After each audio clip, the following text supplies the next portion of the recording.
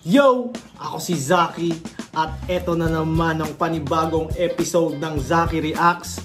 Ang papanoorin natin ngayon galing ulit sa Isa Buhay Tournament 2025, Carlito versus Katana. Isa to sa pinaka-inaabangan na laban ng Universikulo 13. Sila yung laban na sumunod sa amin ni St. Ice nung gabing yun. So hindi ko na papatagalin pa, umpisahan na natin agad. Si Carlito, tignan ang minuto, dapat ito ang murado natin para sa Isa Buhay 2025. Pakinggan natin unang balat ng Versikulo 13. Carlito.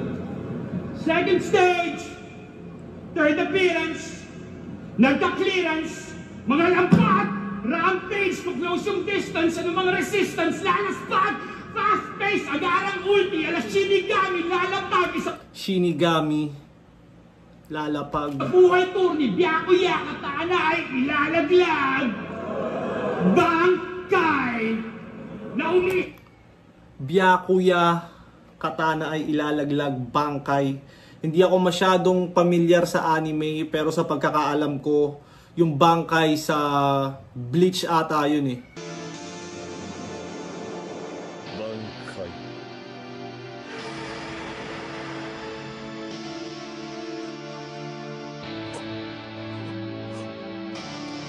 Hindi nga talagang mapalad ka ulot. Ikaw ang unang makakatikim na kumukall out pautot. Pero kung tunog ay titignan, imahe di pakikinggan, may tatlo ka pang bibigyan. Ang cute mo, pakurot! Naunang mag-abante at nakabante sa pagsirko pagkat pwede na sumikat sa kaunting lirisismo siya'y sinalang ng sinalang matin. Porket pwede nang sumikat sa kakaunting lirisismo, siya ay sinalang ng sinalang. Di ang sakripisyo, putang proud sa monopolyo, nagpopolo, iserbisyo. Nagpababad, nagpagamit na tila wala ng bukas sa pagtingkad ng pangalan ng abilidad kumupas ang dating pamparusa at panakot na pambutas naging pantabas ng damo at pantalop lang ng prutas. Kaya yari ka ngayon. Ang dating ano? Pantabas ng damo at pantalop lang ng prutas. Na pangalan ng abilidad kumupas ang dating pamparusa at panakot na pambutas naging pantabas ng damo at pantalop lang ng prutas. Dating pamparusa, panakot na pambutas, naging pantabas ng damo at pantalop lang ng prutas. Parang dating nakakatakot na weapon, ngayon ginamit sa mga basic na paggamit lang, pinangtabas na lang sa damo, pantalop na lang ng prutas. Astig yung lyrics ni Carlito. Kaya yari ka ngayon, kahit gaano ka nag-practice, tinangka ka pang ilag sa akin ng mga kamotos mong kamatis. Pagkat obvious ang aking nais, tugisin ka malinaw. Sisihin mo yung ever ready kung bakit ka umilaw. Wala nang kawala, itong luma. Si Everready, si Emzite, alter ego ni Emzite na lumalaban sa mga 1 minutes, mga small room battles. Tag na bitch, sunog baga na pabebe, kala mo yung Matrix nagka-glitch. Tapos pasimpleng bumibida na siya'y nahubog daw sa streets. Eh ba't may guard at may baliw at may putang inang snitch? Explain. Alam ko yung guard may baliw, sinabi niya yun, saan ba to? Sinabi ni Katana yun sa laban niya ata sa Motus or sa Flip Top na. Guard, may baliw dito! Switch, predictable na nga yung linya. Malamang literal na pitik ng gagawin sa'yo ni Ninya. Maagang naka-full circle tong maaga rin pumila. O nagsimula at matatapos sa mga kamay ng isang ninja. At game ako sa reset kung kailangan i-adjust pagkat unang ikot pa lang to, di ka na pwedeng umatras. Kung duguan na nagkatana sa mga simple na hampas, dadakmain yung wawasiwas, papahid sa manggas. O yan, pwede na uli. Magpatawa ng paiyak para hindi halatang wak. Sabay seryosong matugma, baka may linyang tumatak. At para kompleto yung elementong dapat may dala rin siya na props. Yan yung akala niyang formula para sa titulo na champ. Sige lang, gawin mo lang. Gawin mo ng maigi. Kampante ako matututunan mo rin kung gaano ka kadiri. Pansin ko medyo yung crowd hindi na sila ganun ka, parang medyo pagod na sila dahil nga ito yung battle na sumunod sa amin. Bukod pa dun, sobrang maulan nung gabing to.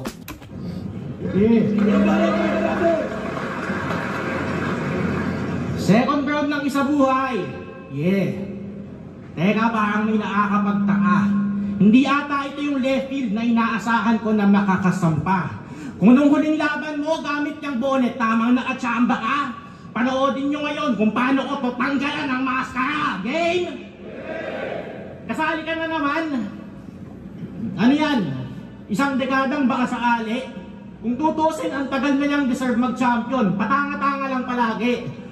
Nakailang isa buhay na ba si Sayad?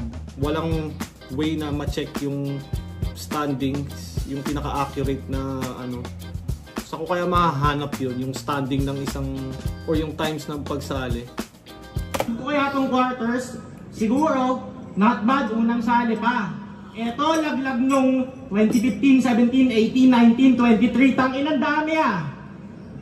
Huling sali mo ng isa buhay, 2015. Di pa din kampiyon. 2025 na, Enigma. Binata pa ako nun, tagal mo magkampiyon, nakabuo na ako ng sariling pamilya. Ano ba kailangan? Yan, bagong pagkatao, para isa buhay madumi na. Gago, ang napansin ko lang na nagbago, mas nahihirapan ka huminga. Sige nga. Ganda ng angle ni Katana na parang nagpalit pa nga ng pagkatao si Carlito, I mean si Sayad, para mag-attempt ulit sa isa buhay. Paano? Alin? Saan?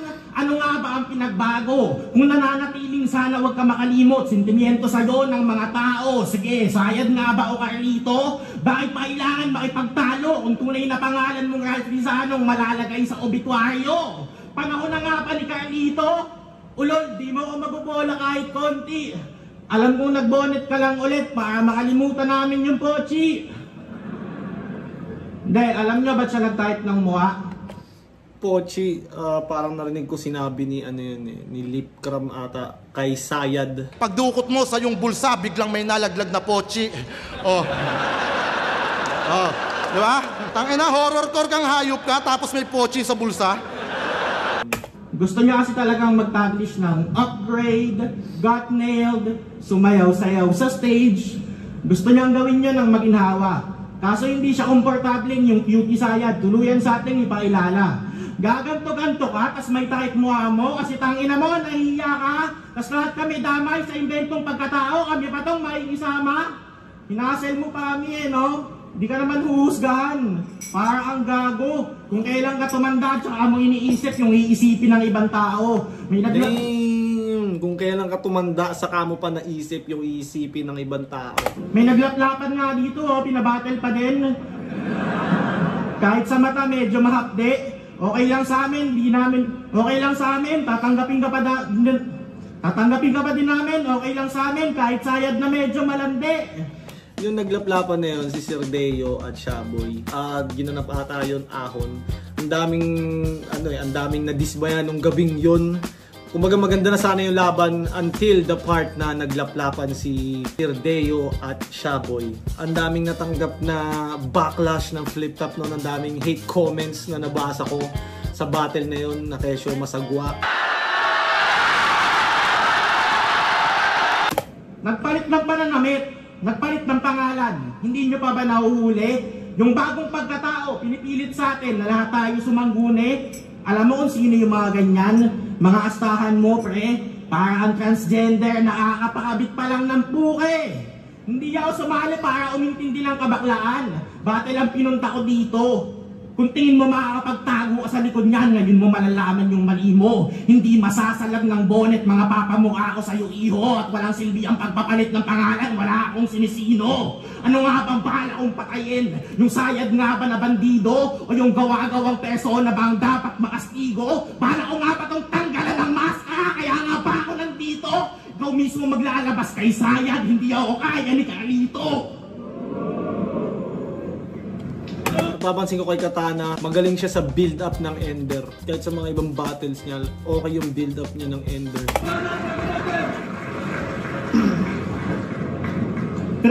Sorry to interrupt you. Pwedeng wait. Paki-follow mo muna ako sa aking FB page. Transgender.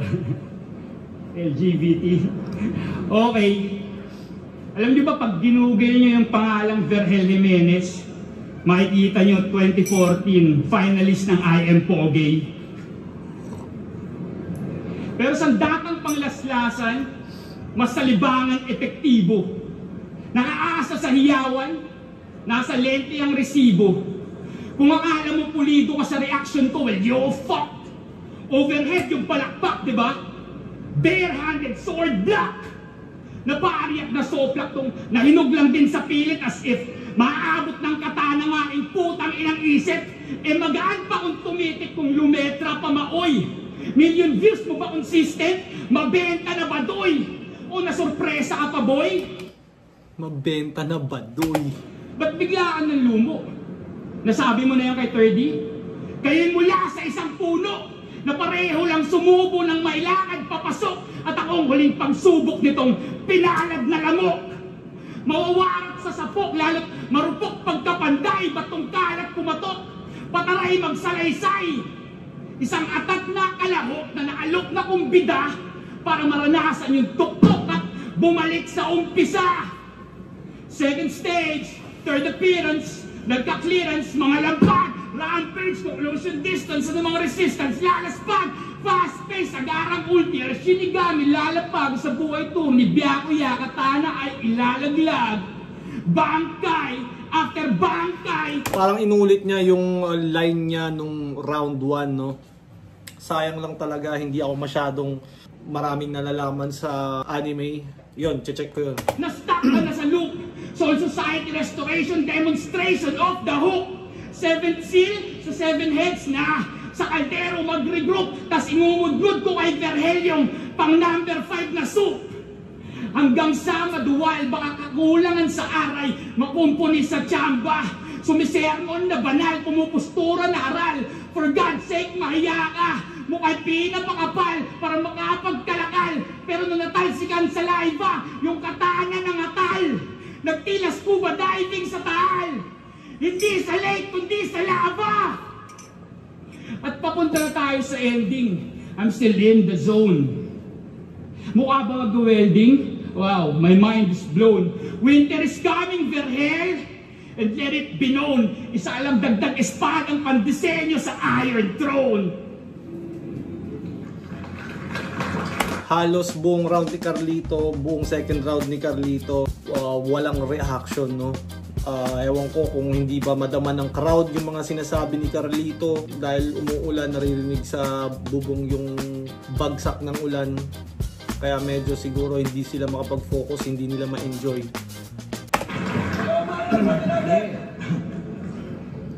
Alam mo bang may ginawa ka para sa akin? Pasalamat. Panahon na siguro para magpasalamat sa natanggap kong benepisyo. Salamat sa pagpunta sa linya-linya. Sa podcast, dami kong nakuha na info. May binata. Yung linya-linya, doon ako nanonood ng podcast dati nung naghahanda ako para kay Saint Ice. Mayroong episode si Saint Ice doon sa linya-linya. Ibinatago din talagang natarantaduhan sa kabila ng brutal na estilo. Tuwan-tuwa kang ikwento sa linya-linya na nagtatanim ka ng pipino. Alam nyo saan tumahusay? Mamunan ang dungis ng iba hanggang sa ating mapansin. Ngunit yung putek, sa kanya lang din galing at pinahid niya lang din. Nilalait mo si Mot na pumatol kay Mangi. Halaka, ang galing. Ikaw nga, putang ina mo, buong lakas mong nilabanan si Tuweng. Isa ka din. Ni-review ko na nga pala yun. Tuweng versus Sayad nung Ahon 13. Check nyo yung video ko. Si Mot baka isang araw wala lang magawa. Kaya sinabayan niya yung amats. Ikaw si Tuweng, putang ina mo, pinaghandaan mo ng 1 month.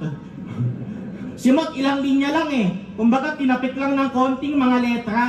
Ikaw si Tuweng, ginawan mo ng super wordplay tungkol sa pag-ikot ng barena. Walang kuryente yung bare. Ang kulit gumamit ng angulo ni Katana talaga, no? Ang umiikot ay ikaw. Ang last nun tol, binitaw mo ay Tuweng. Puta, wala kang puso. Hindi na tama yung personal na galit mo sa mga kapatid nating katutubo. Nung laban mo na yun kay Mot, kung tutusin, full support sa'yo si boss Sa batok, halos lagyan ka ng pulbo. Normally, palipat-lipat siya. Nung gabi yun, di siya umalis sa likod mo. Sino bang ayaw makakitang magkasayad to si Mot? Walang may ayaw tol. Sige, todo mo yan. Lahat kami payag ng magkasayad si Mok, ang bobo mo lang. Di na ako natuto no? Umasa pa din kasi ako sa kabila ng masama na kutob. Ang sarap mong pagbayadin sa mga binigay mo sa akin, sama ng loob. Nung nilabas yung laban yun ni Mok, round 1, putang ina, lakas ni Sayad. Sunod-sunod yung suntok. Round 2 and 3, wala na, puta. Natulog ako ng malungkot. Last battle na ay article. Umasa akong malakas. Diyan pa ako sa unahan, sumalampak. 1 and 2, puta, laylay. May tsansa pa atang pumalpak. Awa ng Diyos, third round, nag-beast mode. Di na mapigilan yung salaksak. Kala mo, Shaquille O'Neal, ang lakas niyang pumadyak. Buwisit. Ang hirap pumalin, men. Ayoko na. Pagod na ako magbulag-bulagan. Pagod na ako makitang umpog mo yung sarili mo sa bato at magpanggap akong di mo kasalanan. 10 taon na tayong nakatingala sa kampyonato na di mo magawa na mapuslit. Ang sakit na ng leg ko, putang ina ka, ako na, akin na yung panungkit. Sa bawat hakbang ko pataas nung sa mga plano makamit. Nasilayan ng 100 palabas na tilaan yung tao na galit. Isa nga lang bang daang palabas, pues pagkatali haggan mo ang kalakit. Di ka na lang basta 100 palabas, ikaw na din yung haggan ko papanik. Pero hindi pa huli ang lahat. Makukuha mo yung para sa iyo mismo. Hindi man ngayon dadating ang oras para sa mga hawak mong resibo. Kung anong tinanim ay siyang aanihin. Katas ng galing at sakripisyo. Sa tamang panahon magbubunga din lahat ng tinanim mo na pipino. Nauuso na yung gano'n, no? Callback. Parang kinu-callback yung kunyari sa first part ng round, isa-start yung napanood ko dun sa isang video na kinwento mong nagtatanim ka ng pipino. Tapos, itutuloy na yung rounds ng ibang angle. Tapos, sa ender ng round, doon ibabalik yung angle na binitawan nung simula.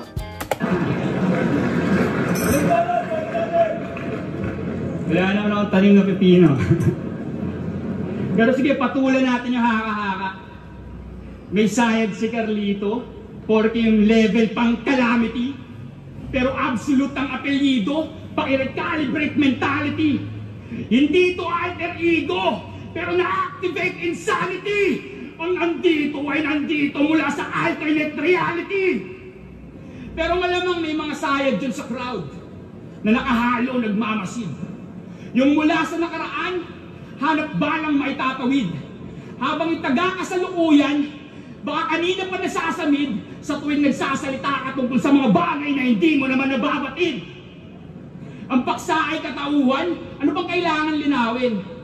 Si Carlito sumayad yung kapansanan na isalin. Gets ko yung kagaguhan, pero hindi ito tungkol sa akin. Yung katana sa berhel ngayon ang pag-uusapan natin.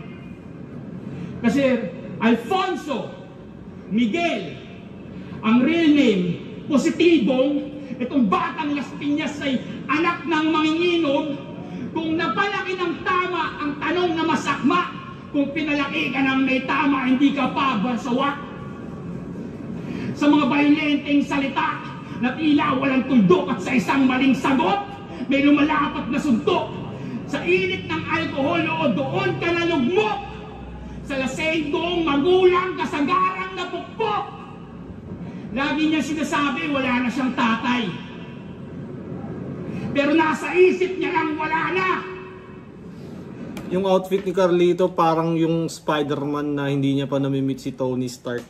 Yung nag-i-improvise pa lang siya ng mga sa costume niya. Nag-auto-clean up yung utak dahil sa masasakit na alaala. Hindi totoong wala ka ng tatay. Yung sayad mo malala na. Buhay pa yung tatay mo at yung tatay mo nagpanday sa katana. O huwag kang iiyak ha. Hindi pa ako tapos mang-gaslight. Siya raw yung balagbag na Batmobile. Kinokontrol ni Dark Knight. Yung victory nag-landslide sa kaparaan ng sadistic. Parusa sa aminadong Mongol na lumalait autistic. Pero pagpasensya na lang natin, di na dapat mainis. Total nagtodo kasi kaso para yung mga tao ay ma-please. Lagi kang welcome sa litrato, kahit buradong mabilis. Lalo't battle rap ang takbuhan mo kapag yung maltrato na minis. Bigla bang lumihis at full speed na pa-clutch brake? Yung nakalang tatagos, tinaabot pa ng handshake. Feeling ko yung noise na yun, yun yung ulan. Kaya apektado talaga. yung battle, parang medyo sayang siya, pero wala eh. It is what it is. Natulaw at napulbos nang maramdaman yung heartache. Kung lahat kayang gawin ng Diyos, lahat ay kaya kong i-unmake. Oo, lahat. Ultimo sarili ko nga, back to zero eh.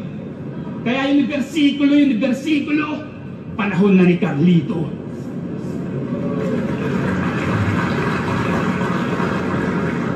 Sorry to interrupt you. Pwedeng wait. Paki-follow mo muna ako sa aking FB page. Yo! Anong pakiramdam tawaging Empoy? Gusto ko lang malaman kung same yung feelings natin. Kaya wala akong respeto dyan sa bigote mo. Yan ay mahinang klase para sa akin. Dulo lang yung mahaba. Yung mata ng tunay, di mo to kaya na dugain. Alam kong ginugupit mo yung bandang gitna para di sumabit yung pagkain. Alam mo ba, sa lahat ng laban ko, ito yung pinakawalang kwenta, yung magiging outcome. Regardless anong resulta. Hindi siya failure pag talo. Pag panalo, hindi din achievement yung nakuha. Pag talo ako, okay lang. Malakas naman yan eh. Wala nang kailangan i-explika. Pag panalo ako, anong special? Yung talo niyan, 15 na. Ang ina mo, si Shei nga eh. Shei na yun ha. Si Shei nga eh. Shei na yun ha. Feeling natin sobrang dami niya ng talo. Yung standing makulimlim. Si Shei kasi 'di ba may mga battle siya dati na parang 99999 yung talo niya. Laging hindi binoboto si Shei kahit isa naman talaga siya sa mga pinakamahusay noong mga panahon na yun. Pero in reality, 12 lang yon. Tangina mo, sa'yo 15. Ang galing mo mag-camouflage ha, walang nakakapansin. 15, di pa ba disturbing yan? Daig ka pa ni Bagadang, si Badang yung talo, 13 lang. Na-content? Feeling ko si Sayad hindi siya naniniwala sa win-loss record. Kasi minsan may mga ibang MC na nagsasabi, hindi mahalaga yung win-loss record. Basta magandang performance lang, yun yung pinakamahalaga dyan. Ang take ko naman doon, para sa akin medyo, lalo na pag tournament, mahalaga din yung win-loss record. Dahil parang parang may competition pa rin. Kasi pag promo yan, feeling ko maboboring na yung walang mananalo, walang outcome na aabangan. Ito ka na sa basta masama lang yung imahe mo. Mapakitang baliw yung pagkatao. Nalimutan mo ng kailangan mong pumatay bago bumaba ng entablado para saan pa yung mga konsepto na magarbo. Patibong sa mga plano, kung bandang huli lahat ng yan, hindi ka naman kayang ipanalo. Luz Cornelio, nasiraan ng bait kaya masama. Hindi naman sa akin question. Tunay sa hindi, madaling makilatis pag pinadaan sa inspeksyon. Kung nasiraan ka lang ng bait, di mo yan piniling direksyon. Mismong sanhi, pati mga bungay, di mo sariling intensyon. Wala ka ng sariling desisyon. Ang meron lang ilusyon na yan sa'yo. Ako di ako nasiraan ng bait ni walang gasgas. Sa kasunduan tumupad ako. Good condition yon nung swinap ko sa demonyo, talagang bumait. Nagkautosan ako. Ngayon di ko na kailangan kumilos pag gusto kong bulungan kayo. Pero ngayon ako mismo ang ilos. Di magmamadali mga talampakan. At yun din mismo ang signos na mamamatay kang dahan-dahan. Yung mataon lalaking bit-bit nito, yun mismong di mo matataasan. Saktong ang laki mong magnipiko, yung mataon hindi nababawasan. Bukas! Hindi, di pa. Di ka maiiga dyan ng isang piraso. Babalatan muna kita ng buhay na kala mo nasa lumang panahon tayo. Magsisimula ako sa braso. At kahit tinatapyasan kita ng kalmado, maghahalo pa din ang balat sa tinalupan pagkasalin sa iisang sako. Kung yung laban mo ay GL, Parang ito na yung sound ni Katana pag medyo papunta na siya ng ender. Kung mapapansin nyo sa kada round niya. Pag papunta na siya ng ender, doon na siya nagbi-build up ng pacing, ng aggression, pataas. Tula yung pagkalas-kalas ng kampo, ito naman ang tagpo na siyang magkakalas na sa mismong sundalo. Mga kamay na pinampalit mo ng anyo, pipit-pitin ko ng maso, di ka na ulit makakapagpalit ng mukha kahit makapag-isip ka ng bago. Bagong mukha, di lang duguan sa tatanggapin mong maltrato. Walang sulian yung pagmumukhang hihiramin mo sa aso. Bukas, higa, pero di ko yan isasarado. Putangin na mo, Ice Rax, pagmasdan mo yung ginawa ko.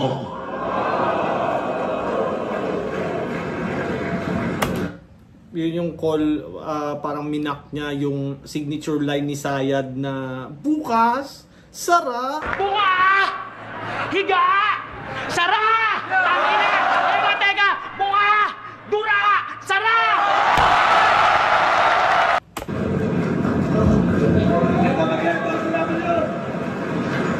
Flip top ng versikulo 13. Mag-i-spawn beses para kay Carlito at Katana.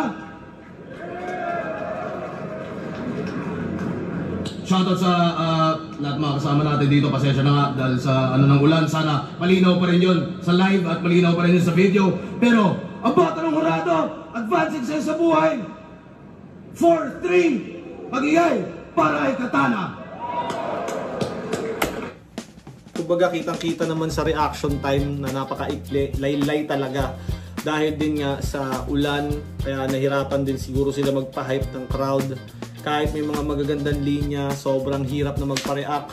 Plus, kakatapos lang ng laban namin na yan, ang ingay ng laban namin. So siguro medyo drained pa yung crowd. Siguro it could have been better kung nag-break. Pero di ko naman alam kung anong senaryo na naganap after nun. Pero yeah, kung umabot pa kayo sa parte ng video na to, maraming salamat, na-appreciate ko kayong lahat. Kung hindi ka pa nakasubs, mag-subs ka na. And sa uulitin, I love you all.